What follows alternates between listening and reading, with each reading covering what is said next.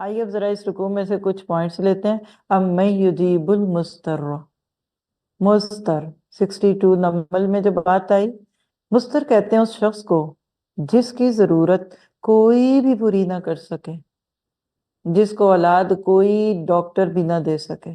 سارے test negative, اس کے بچہ نہیں ہوگا.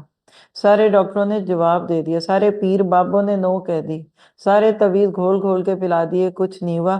سارے دروں کا دھتکارا ہوا بندہ آئے میرے پاس.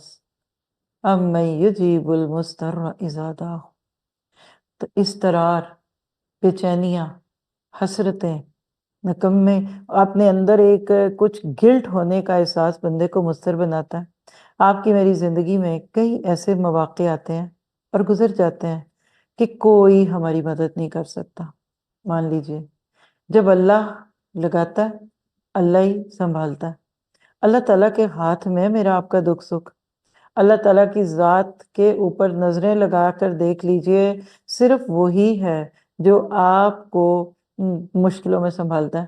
چلیے زندگی کا کوئی معاملہ یاد کیجئے، سارے دروازے بند ہو چکے تھے اور ڈاکٹروں نے کہا نہیں ہوگا.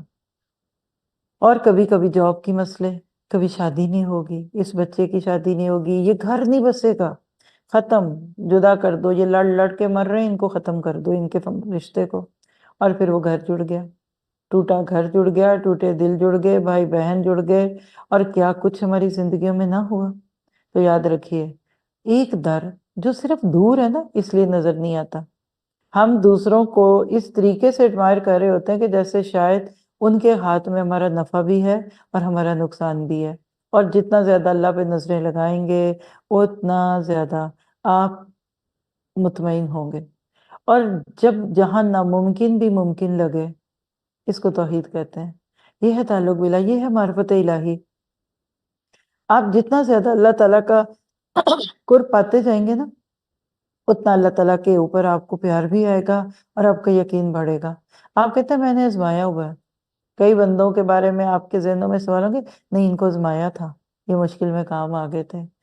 واللہ اللہ کی طلب اور اللہ تعالیٰ کی پکار اور اللہ تعالیٰ کے ہر دعا کو قبول کرنے والی خوبی کو آپ نے پتہ نہیں آزمایا کہ نہیں. میں تو اس کو کہوں گی میں نے قدم قدم پہ اپنے رب کو پایا. کوئی ہے یا کوئی نہیں ہے، کوئی کر سکتا تھا اور اس نے کیا، یا کوئی نہیں کر سکتا تھا پھر بھی اس نے نہیں کیا. یہ سب باتیں ایک سائڈ پہ، بس یہی ہے کہ لا الہ الا اللہ. اللہ کی ذات وہی ہے جو ایک بندے کو ہر وہ چیز دیتی ہے جس کی اس کو ضرورت ہے، اور جب ضرورتیں پوری ہو جاتی ہیں نا تو پھر خواہشات کی لسٹ کھلتی ہے. لکھ لیں ایک جملہ، اللہ ہماری نیڈز کو پورا کرتا ہے، اور جب وہ لسٹ پوری ہو جاتی ہے تو پھر ہمیں وانٹس کی لسٹ میں بھی چیزیں دینے شروع ہو جاتا ہے. ضرورت اس بات کی ہے کہ ہم اس پر نظریں لگائیں.